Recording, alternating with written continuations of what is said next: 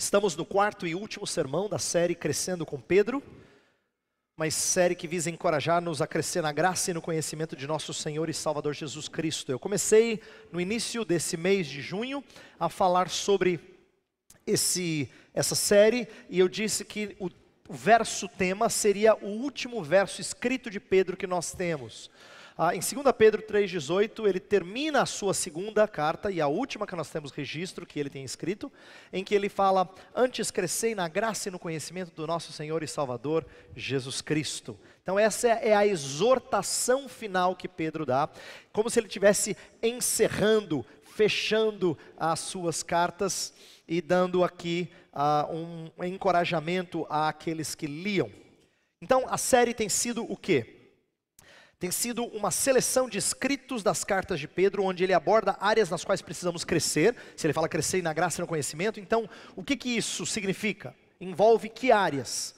Mas eu selecionei especificamente e eu preguei algumas mensagens, o reverendo Jailson também pregou uma mensagem, em que nós mostramos que Pedro, de certa forma humilde, está abordando temas nos quais ele se mostrou imaturo nos dias em que ele andava com Jesus. Então, os evangelhos têm muitas histórias que destacam aspectos específicos de Pedro, em que ele se mostra bastante descrente, cético, imaturo.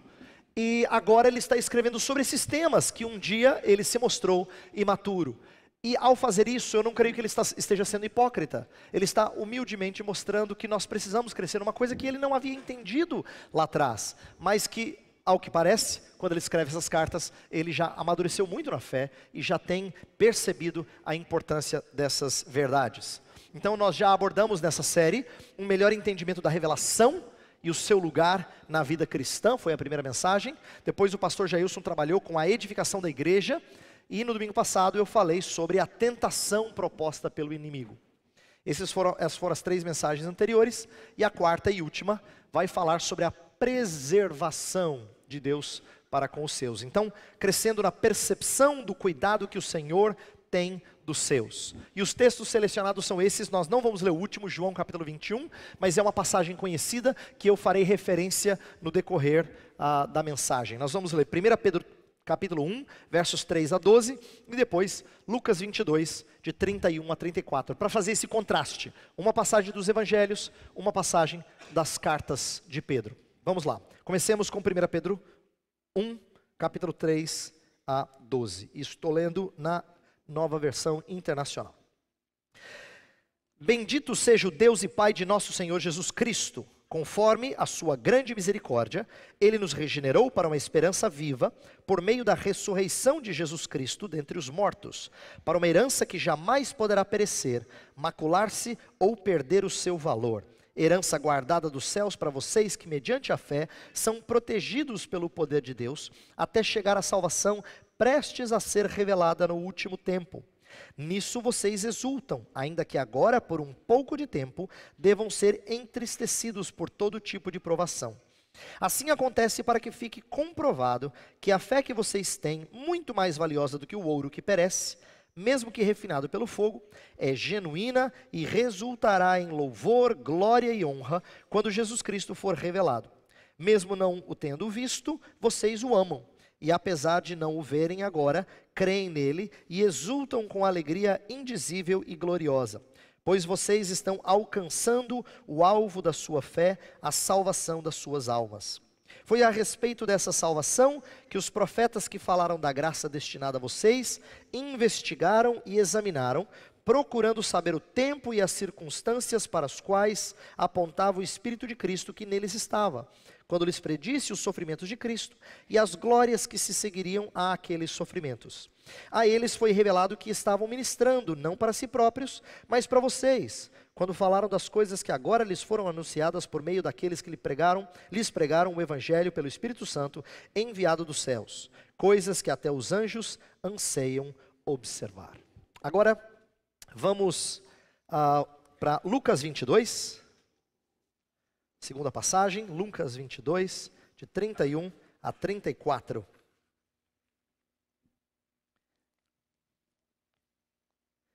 Diz assim: Simão, Simão, Satanás pediu vocês para peneirá-los como trigo, mas eu orei por você, para que a sua fé não desfaleça. E quando você se converter, fortaleça os seus irmãos. Mas ele respondeu: estou pronto para ir contigo para a prisão e para a morte. Respondeu Jesus: eu lhe digo, Pedro, que antes que o galo cante hoje, 3 vezes, você negará que me conhece. Quero começar abordando como é que o ser humano sem Deus começa ou visa superar ou lidar com os sofrimentos. Como é que o humanismo trabalha os sofrimentos? Enquanto eu pensava nesse tema, eu me lembrei de uma frase famosa que você já ouviu de diversas maneiras e pelas fontes que eu pesquisei, ela é atribuída a Nietzsche, o filósofo alemão. Ele fala: aquilo que não nos mata nos torna mais fortes. Essa é uma frase que se tornou bastante popular e conhecida de bastante gente e é usada no dia a dia. O que esse lema tem representado?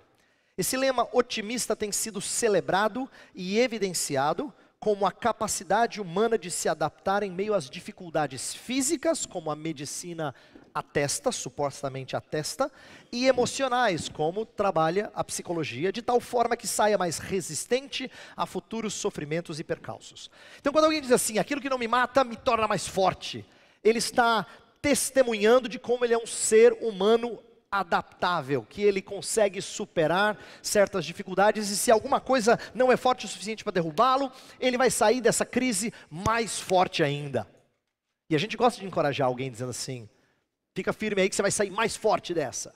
E a pessoa enche o peito e diz: ok, confiando no seu poder de vencer sofrimentos. Essa é uma maneira comum de pessoas no mundo, isto é, num contexto sem Jesus Cristo e o seu Evangelho, de lidarem, entre aspas, vitoriosamente com o sofrimento.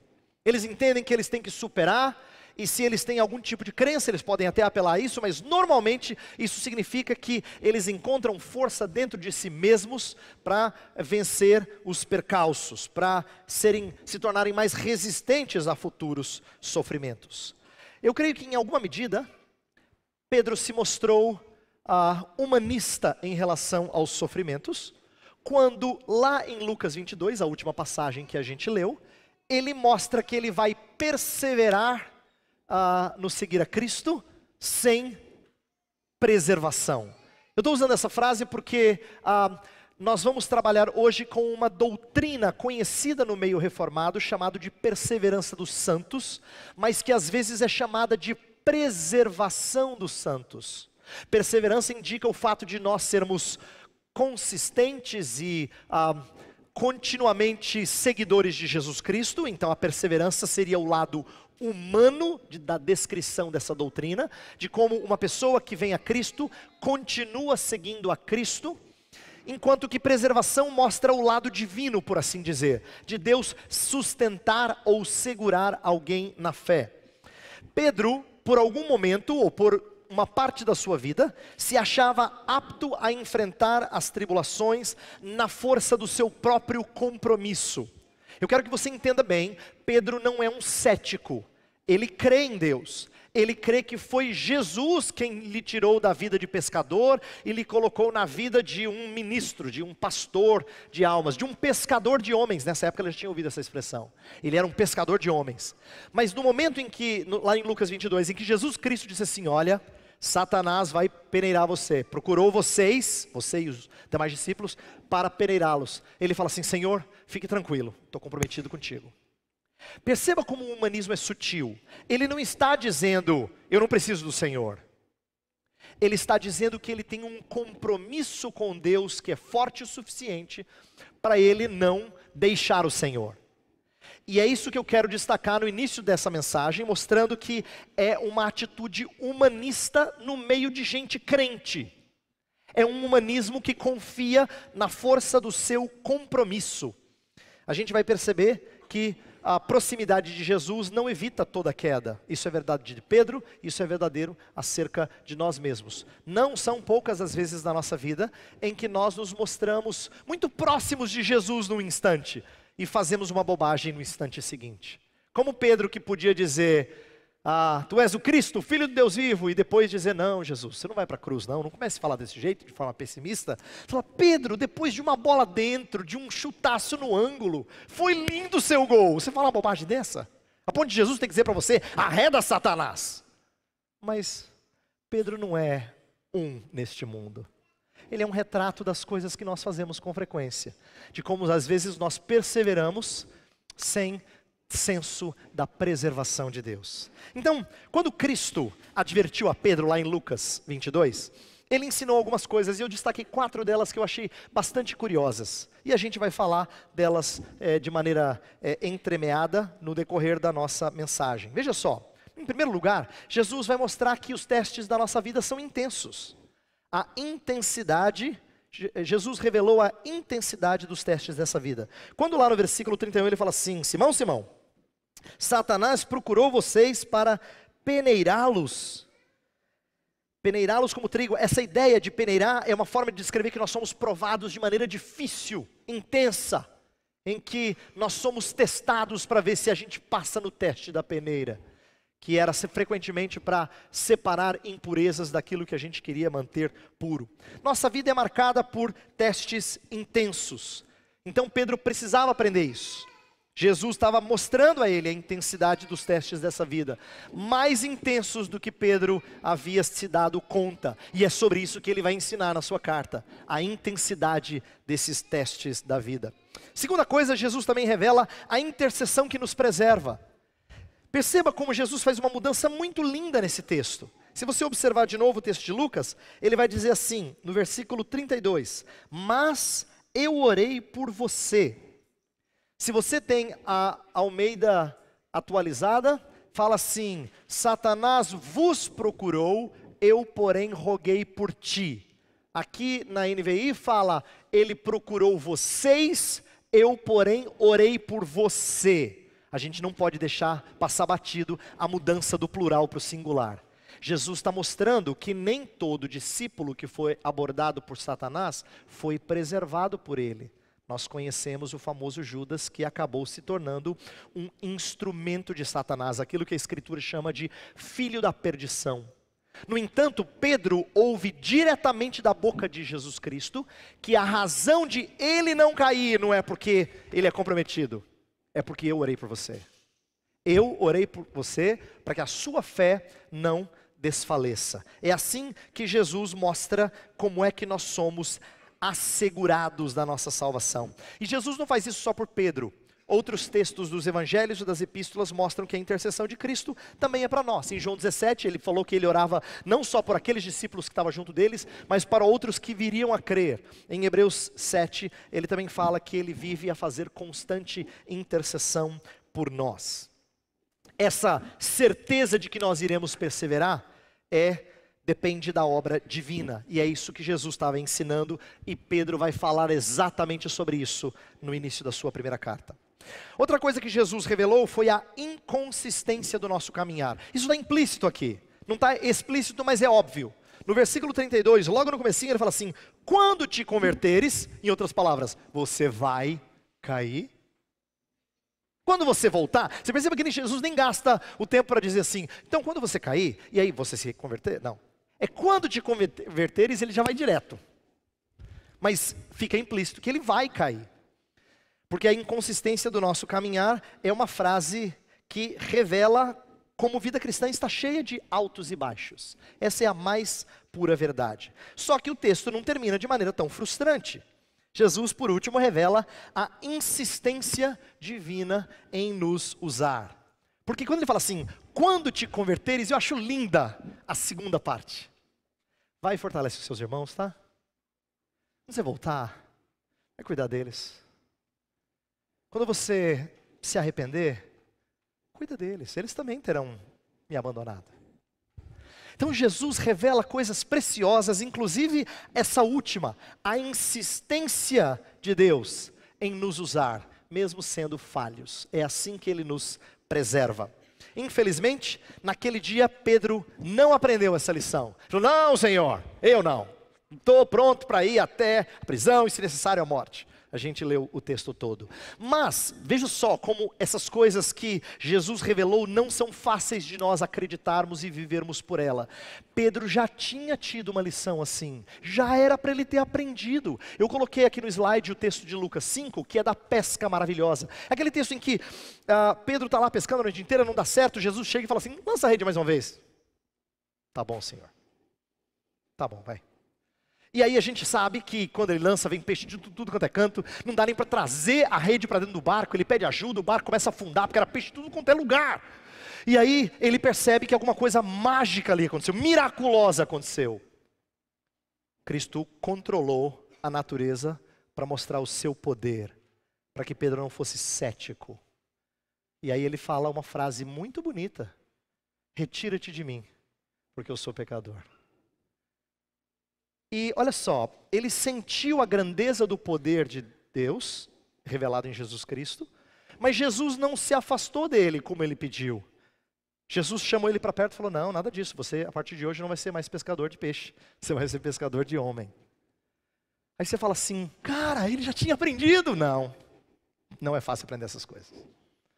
Ele de novo desconfia do poder de Deus, confia no poder do seu próprio compromisso, não acredita que Deus nos usa em meio às nossas fraquezas, que é o que Jesus tinha mostrado lá atrás em Lucas 5, e ele precisa ouvir essa lição de novo. Por isso que eu quero, nesta manhã, partir do pressuposto que essas coisas que vocês talvez já ouviram antes, como eu já ouvi, nós precisamos ouvi-las de novo. Porque se Pedro levou um tempinho para aprender, eu imagino que nós não somos muito diferentes. A gente também leva algum tempinho para aprender essas coisas. Nós precisamos crescer na graça e no conhecimento de nosso Senhor e Salvador Jesus Cristo.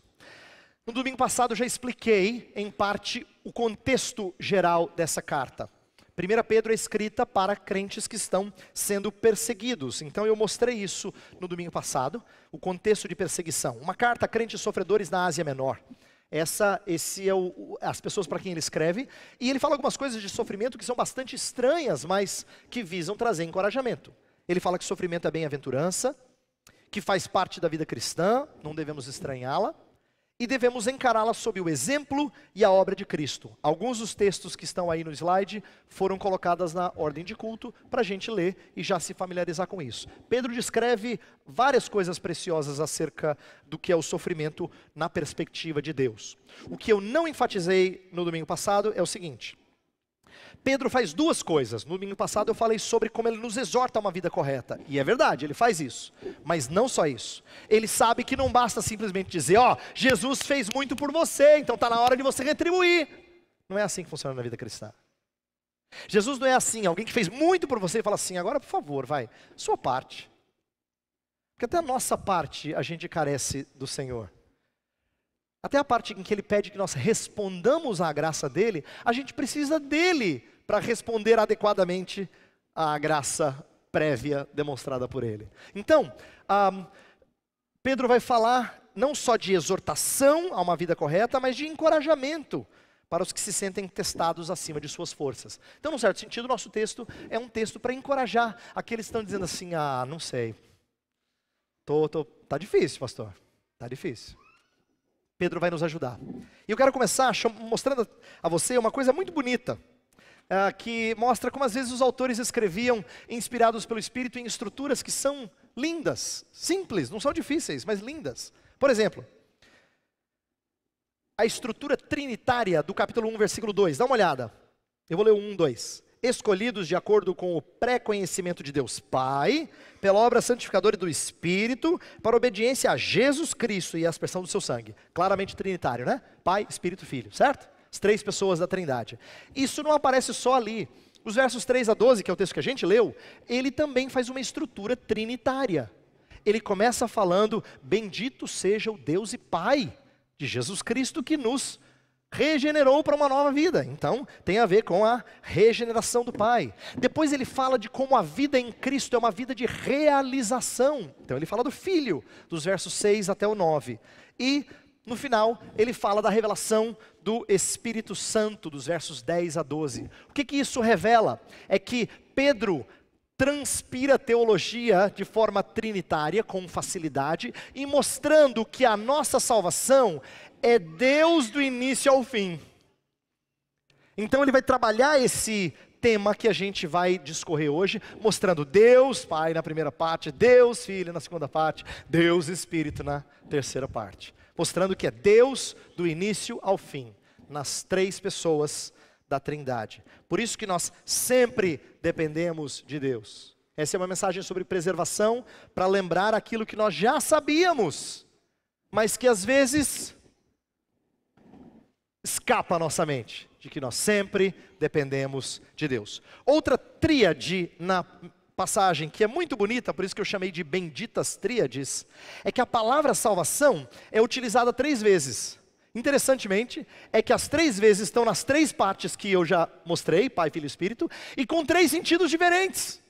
Não completamente desconectados, não é isso? É a primeira vez que ele usa no versículo 5, ele está falando da salvação futura. Fala assim, para a salvação, versículo 5, a salvação prestes a ser revelada no último tempo, é a salvação futura. Depois do versículo 9, como eu vou mostrar, ele está falando da salvação que é no presente. Então a segunda ocorrência está lá para que a gente obtenha o alvo, alcance o alvo da sua fé, a salvação das suas almas. Ele está falando de algo que está acontecendo agora, na sua e na minha vida. E, por último, ele vai falar da salvação que foi revelada aos profetas no passado. Então, de novo, ele está usando uma tríade, mas ele está falando do futuro, do presente e do passado. E nas 3, a mesma palavra, salvação. Olha que curioso, quando a gente fala de salvação, às vezes a gente tem uma visão tão restrita, né? Eu pergunto para você assim, você já é salvo? Você fala, claro, você está falando do passado. Mas você poderia dizer assim, claro, ainda também e não. De acordo com esse texto, é assim. Já estou sendo e ainda não. Porque é verdade. Existe um elemento passado, existe um elemento presente e existe um elemento futuro. E por isso eu digo aqui que vida cristã é primeiro salvação e só depois obediência. Eu quero que você perceba isso. Pedro vai falar de obediência a partir do versículo 13. Ele vai exortar uma vida de santidade. Sede santos como o vosso Pai é santo. Você lembra desse verso? Está logo depois do nosso texto. Tá? Então Pedro vai fazer exortações. Mas antes de exortar você e eu a uma vida limpa, ele tem que lembrar você e eu que a salvação é o resumo de vida cristã. Se você fosse falar assim, vida cristã é o quê? Você fala assim, é seguir a Jesus. Não, calma. Antes de seguir a Jesus, é Jesus vir atrás de você. É Jesus vir atrás de você. É salvação, do início ao fim. Obra do Pai, do Filho, do Espírito. Então nós vamos manter isso em mente, a obra salvadora da Trindade excelsa, para que a gente perceba o que é que o apóstolo Pedro vai nos ensinar sobre preservação.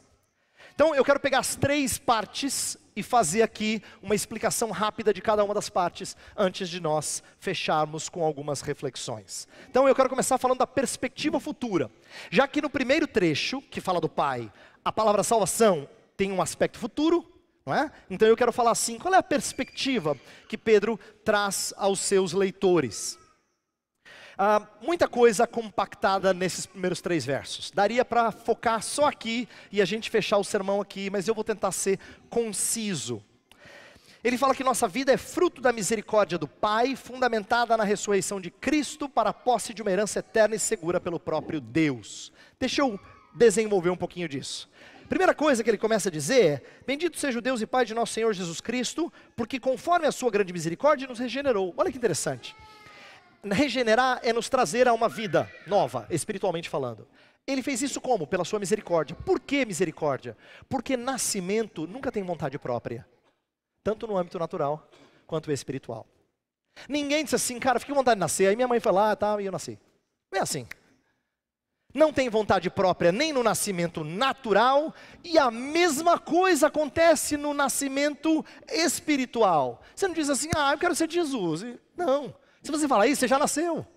Você já nasceu. Porque a gente não nasce por vontade própria. A gente nasce pela misericórdia de Deus. Então a primeira coisa que ele diz é, pela misericórdia de Deus. É por causa da misericórdia dele que você tem uma nova vida. E sabe por que você tem uma nova vida? É porque Jesus Cristo é dono da vida. Ele entrega e ele toma de volta. E ele é o fundamento. Se você tem vida, é por causa da vida dele. Ele é o fundamento da nossa vida em Cristo, não é? Então, a sua ressurreição é o fundamento disso, é o que ele diz na sequência. Fala assim, Ele nos regenerou para uma esperança viva por meio da ressurreição de Jesus Cristo dentre os mortos. É importante que você se lembre do seguinte: Jesus não ressurgiu dentre os mortos só para no final da história a gente ser também ressuscitado fisicamente. Existem outras conexões da ressurreição de Jesus com a nossa salvação. Uma delas é que agora nós temos vida. Nós temos vida, e essa vida provém da obra de Cristo na ressurreição. Portanto, a ressurreição espiritual, vamos chamá-la assim, ela é baseada na obra de Cristo. Colossenses 3, que é uma passagem que eu já expus há um tempo atrás, fala disso. Se nós ressuscitamos com Cristo, pensemos nas coisas lá do alto, busquemos as coisas lá do alto, porque ele está falando que nós temos vida por causa da ressurreição dele. E qual é o propósito disso? Para a gente alcançar, obter, receber essa herança, que jamais poderá perecer, macular-se ou perder o seu valor. Então, muita coisa bonita dita aqui. Dentre elas é que os 3 qualificativos da herança, essa herança que não pode perecer, macular-se ou perder o seu valor, contrasta com a herança física que Israel já tivera em Canaã. Você lembra que a história da Bíblia, Deus tira o povo do Egito por intermédio de Moisés e leva para uma terra que Deus reservou, chamada Canaã, e aquele é o objetivo, historicamente falando. Lá o povo deve se estabelecer, lá ele deve se desenvolver, e é o que Deus havia planejado para o povo. Só que aquilo ali é pequeno, é só um vislumbre de uma coisa maior que Deus quer fazer. Tanto é que o material da terra eles perdem. Esse povo que antes estava peregrinando pelo deserto e chegam à terra, depois, por causa dos seus pecados, eles são tirados dessa terra. Sabe o que é curioso? Quando Pedro vai escrever a sua carta, ele usa essas 2 analogias, de que nós somos peregrinos e de que nós somos da dispersão. Tem a ver com o período que a gente andava no deserto e o período que a gente agora foi tirado da terra e levado para outras terras por causa dos nossos pecados. Nós somos o Israel fora da terra, mas que Deus quer agora dar-nos confiança de que nos espera grande herança, dessas que são diferentes de Canaã. Não pode perecer, não pode perder o seu valor, não pode ser maculada. Então, a ideia que está sendo apresentada aqui é que existe uma bondade de Deus de nos conduzir a uma herança muito mais preciosa, muito mais gloriosa do que a que Israel recebera no passado. E lembra que Deus deu a herança a Israel, mesmo em meio às suas falhas. O povinho que andou pelo deserto não era um povo gente boa. E o povo que estava na dispersão não tinha totalmente aprendido a lição. Quando eles voltam, não é porque eles estavam completamente arrependidos, sem pecados. Os profetas pós-exílicos vão mostrar que tem muitos problemas que continuam lá. Então Deus não reserva a sua herança só para os caras crentes mesmo. Você não está na lista, entendeu? Você já está fora. Você não tem qualificação necessária para isso. Você não. Então não pode ser para a gente assim, senão a gente está fora. E Pedro está escrevendo para a gente da dispersão, peregrinos, gente falha, gente com pecados. É importante isso, porque a ênfase de Pedro tem a ver com a maneira como a herança é guardada, não pelo nosso desempenho. Deus tirou o povo de Canaã por causa dos seus pecados, mas Ele não diz que vai nos tirar do novos céus e nova terra por causa dos nossos pecados. Lá nem entra pecado. Então, ele está mostrando a sublimidade dessa herança. Por isso que eu coloquei assim, do início ao fim de nossa história, Deus é o articulador da nossa salvação. E aí ele fala de algumas coisas então que devem despertar a nossa reação. Despertar, eu digo assim, o que a gente faz em resposta a isso? Antes de eu falar da resposta a isso, me permita dizer que essa proteção, essa herança que não pode ser maculada, não pode ser perdida, não pode perecer, não pode perder o seu valor. Essa herança, ela é guardada por Deus, inclusive de nós mesmos. Não é interessante isso? Escuta o que eu vou dizer. Quando Paulo fala assim, sabemos que todas as coisas cooperam para o bem daqueles que amam a Deus. E aí ele vai falar do plano maravilhoso de Deus para salvar eu e você. Lá no final ele fala, porque nem morte, nem vida, nem anjos, nem principados, nem coisas do presente, nem do porvir, nem poderes e nem altura, nada poderá separar você do amor de Deus que está em Cristo. Isso me faz lembrar que quando Paulo fala isso, ele não quer dizer só se você quiser. Se você quiser, tudo bem, aí você perde. Porque essa seria uma frase nada confortante, se Deus nos protegesse de tudo que está fora de nós, mas não nos protegesse daquilo que está dentro de nós. Por isso que a beleza dessa verdade é que a proteção, inclusive no grego, a palavra tem a ver com proteger-nos de sair do reino e proteger-nos de ataques externos. E isso é perfeito, porque só isso pode nos consolar. Se nós somos protegidos tanto dos outros, quanto de nós mesmos.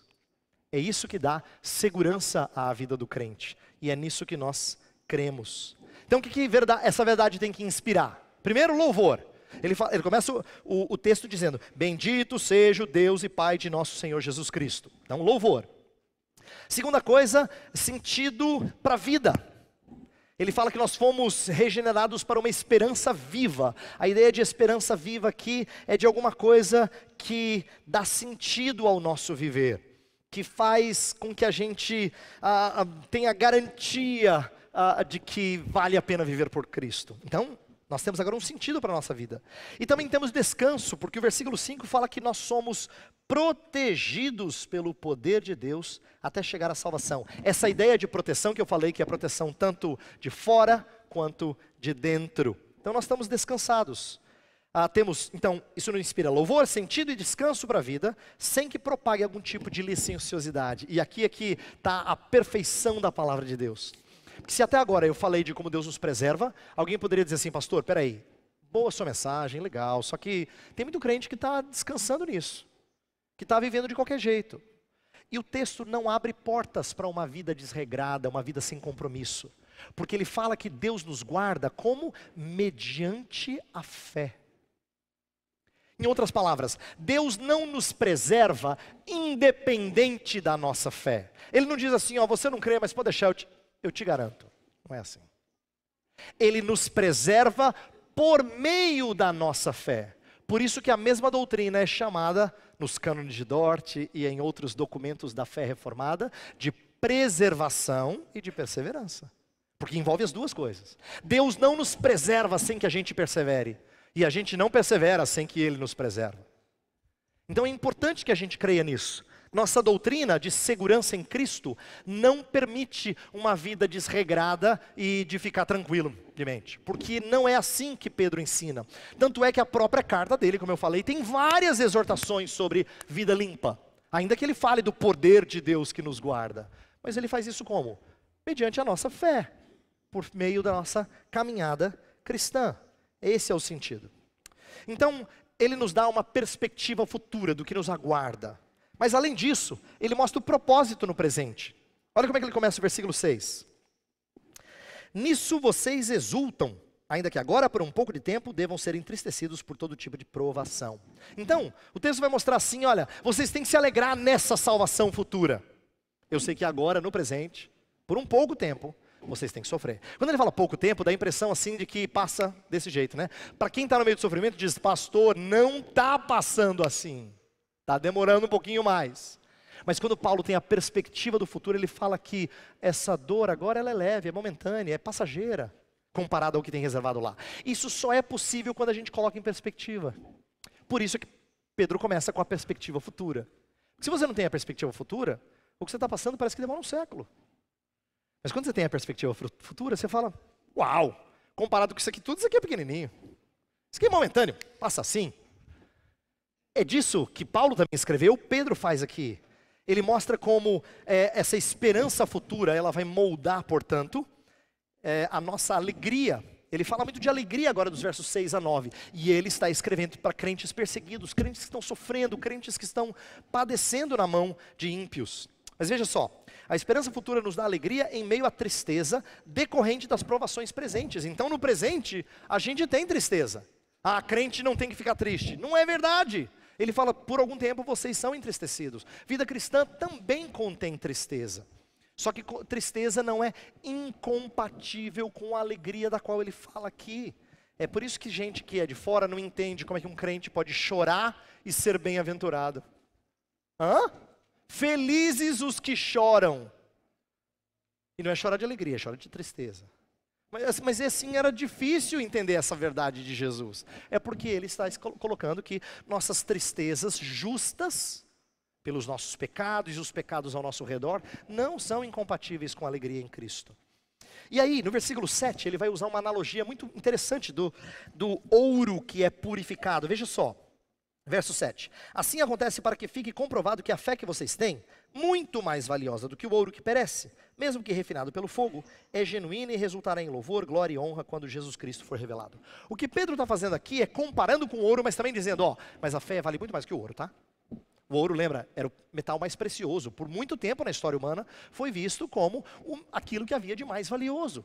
Você ter ouro significava que você tinha aquilo que valia mais. E ele vai dizer, a sua fé, vale muito mais do que o ouro. Mas ele compara com o ouro. Assim como o ouro precisa passar pelo fogo para ser purificado, sua fé também. Sua fé também precisa passar pelo fogo para ser purificada. E por quê? Porque isso traz bem a você e traz glória e honra a Cristo. A honra, a glória a ser revelada em Jesus, quando Jesus Cristo for revelado, não é a sua glória, é a glória dele em você. É a glória dele. Então é para o seu bem e para a glória dele. Isso faz com que uma frasezinha que a gente usa com frequência ganhe mais sentido. Quando a gente fala assim, ó, fica firme, Deus tem um propósito. Sabe quando a gente usa essa frase? Deus tem um propósito. Por isso que Pedro fala assim, na Almeida Revista Atualizada fala assim, se necessário vocês vão sofrer. Aqui fala assim, ainda que agora devam ser entristecidos. Então, é necessário. Às vezes é necessário. Nem sempre é necessário, mas às vezes é necessário. Você e eu precisamos passar por esses sofrimentos e eles não são em vão, eles têm propósito. Por isso que eu coloquei nesse slide que o propósito presente é purificar nossa fé para que ela nos traga bem-estar e glórias a Cristo. E os versos 8 e 9 vão mostrar que o nosso amor por Cristo é visível em meio à fornalha. E quando isso acontece, nós estamos sendo salvos, e esse é o alvo da fé. Olha versos 8 e 9.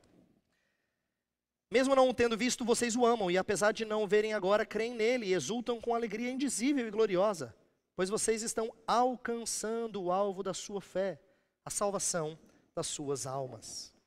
Olha o que Pedro está falando agora.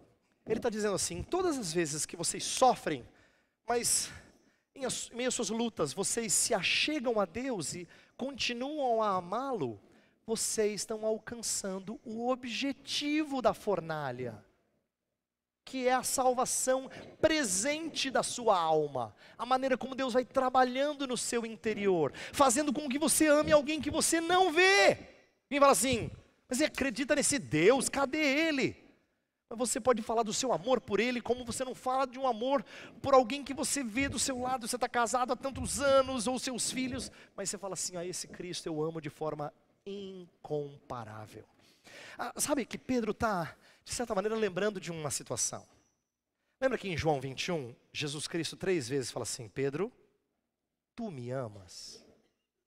E Pedro, a resposta certa não era assim, Senhor, o Senhor sabe o que eu fiz, não posso nem dizer que eu te amo. Não é a resposta certa. As 3 vezes ele diz, o Senhor sabe que eu te amo. O Senhor sabe que eu te amo. Na terceira vez ele ficou triste, ele disse assim, o Senhor sabe todas as coisas. E ele não disse, eu não te amo. Ele falou, o Senhor sabe que eu te amo.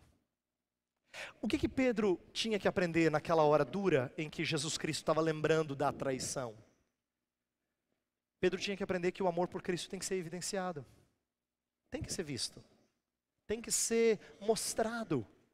E ele que dá sentido ao teste da nossa fé na vida presente. Você fala,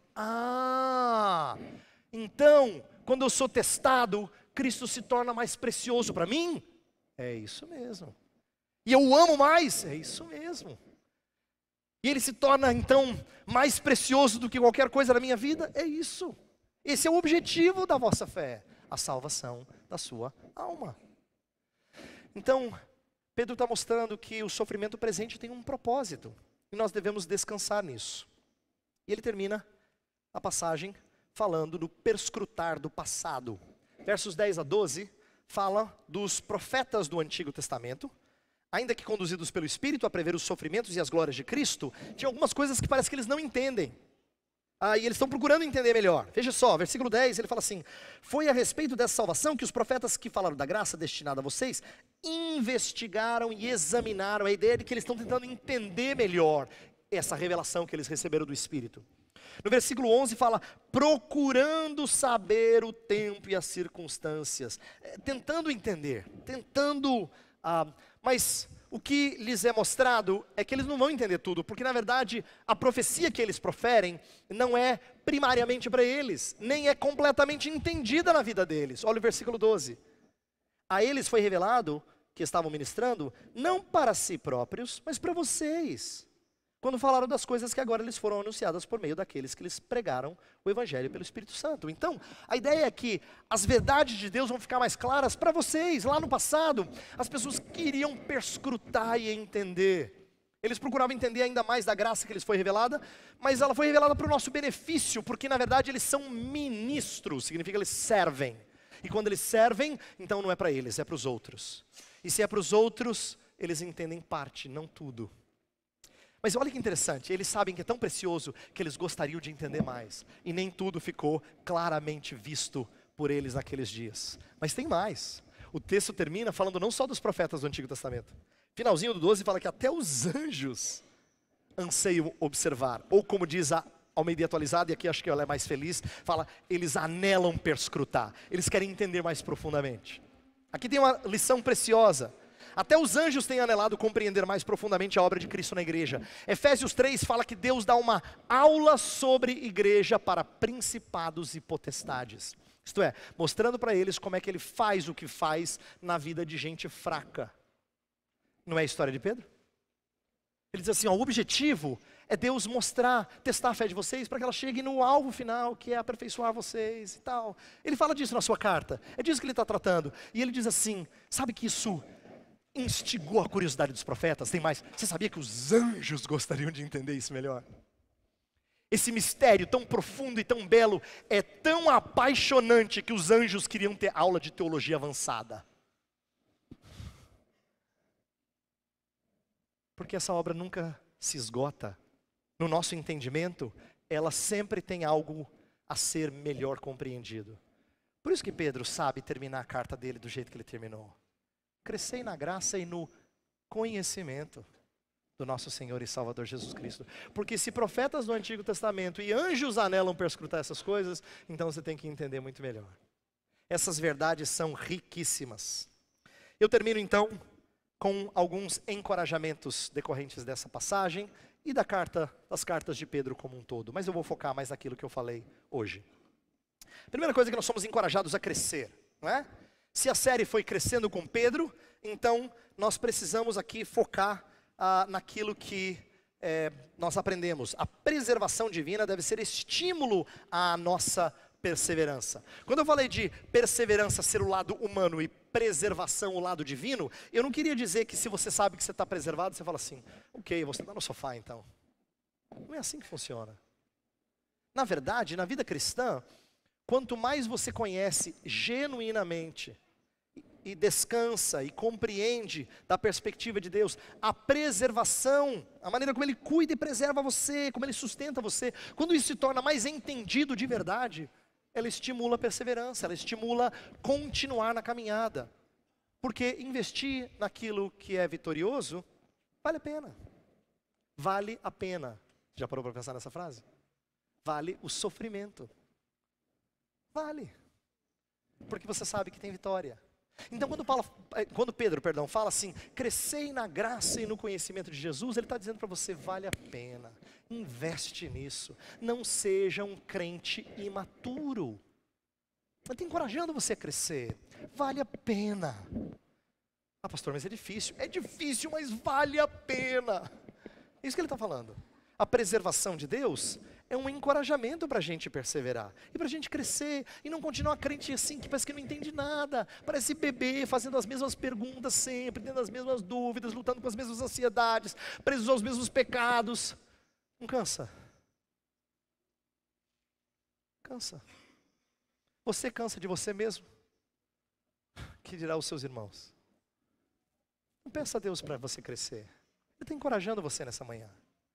Peça a Ele, Senhor, eu já tenho tanto tempo de vida cristã, é uma vergonha eu estar como eu estou. É uma vergonha. É uma vergonha estar como você está. Peça para Ele. Senhor, me ajuda a crescer. Eu preciso crescer. Segundo, nós somos encorajados a suportar.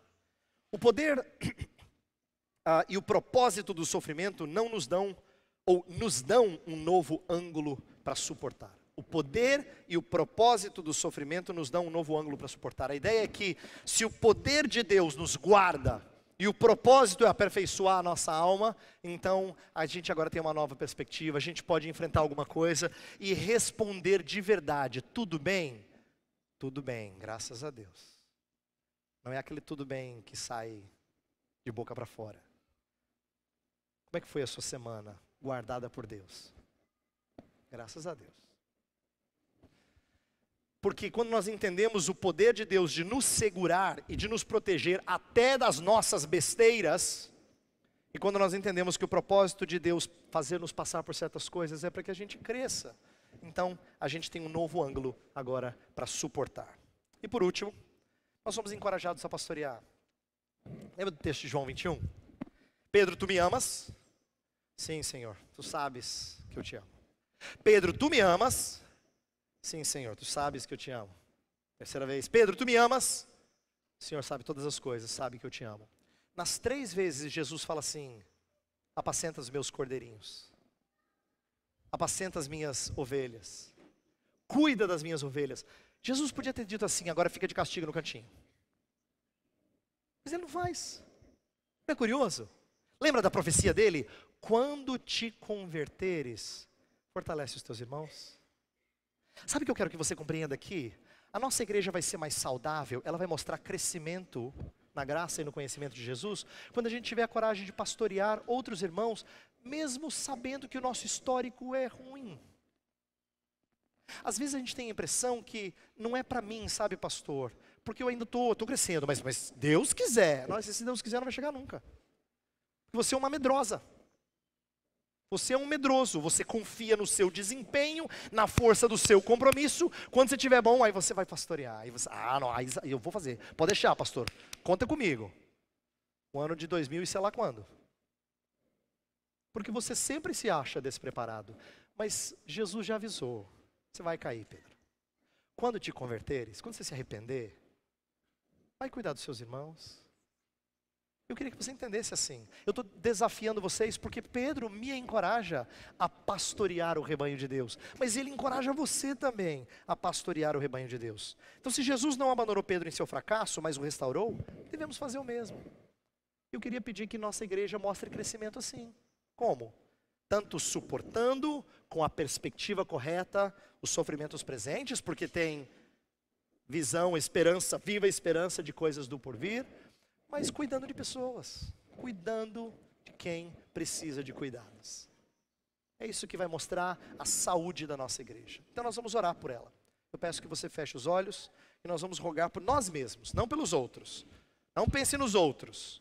Pense em você, como você não tem pastoreado quem está próximo de você. Você não tem pastoreado devidamente quem está próximo de você. Ou por falta de coragem, ou por inconsistência sua, ou por medo, não é? Ou por pecados seus. Isso é muito ruim. Se arrependa. Cresça hoje. E cuide de quem está próximo de você. Pai do céu, estamos terminando essa série e pedimos o teu auxílio. Nós ouvimos 4 domingos sobre crescimento, e a verdade é que nós sabemos que temos que crescer. Mas às vezes nós somos infantes, presos ao leitinho, e não podemos comer comida substancial. Pai, nos perdoe.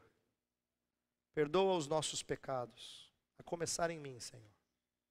Os líderes dessa igreja, também na vida de todos os membros. Perdoa os nossos pecados. Faz-nos mais limpos do que nós somos. E dá-nos a coragem de começar a servir assim que nos arrependermos dos nossos erros. Não esperarmos um tempo de vida perfeita, ou pelo menos de vida mais coerente. A verdade é que nossa vida é marcada por altos e baixos. E nós precisamos aprender a servir antes de estabilizarmos nossa vida. Então ajuda-nos. Ajuda-nos a crescer na graça e no conhecimento de Jesus Cristo. Nós rogamos em nome dele. Amém.